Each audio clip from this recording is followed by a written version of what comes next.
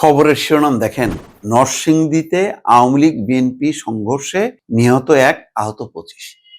এগুলি আসলে মানে আওয়ামী লীগ বিএনপির বিষয় না, বিষয়টা হচ্ছে আধিপত্য। আমি তো বলি তো, নরসিংদী হচ্ছে আদিম যুগের কোনো একটা জায়গা, যেখানে ওই টেটা বল্লম এই সমস্ত সব আদিম যেই যন্ত্রপাতি নিয়ে যুদ্ধ করত, এখনো সেই সব অঞ্চলে সেই যুদ্ধ হয়।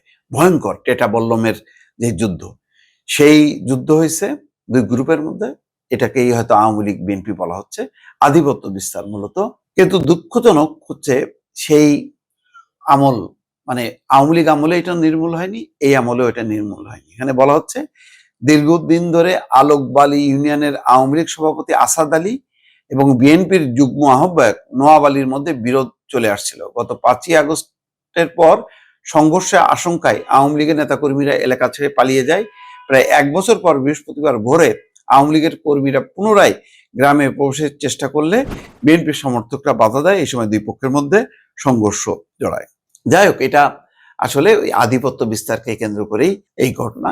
কিন্তু এই যে আদিম যুগের লড়াইটা বন্ধ হলো না এই নরসিংদীর সেই দুর্গম চরাঞ্চলে, এটাই খুব দুঃখজনক। এটার উপরে আইন শৃঙ্খলা কর্তৃপক্ষ কোনো নিয়ন্ত্রণ আরোপ করতে পারেনি।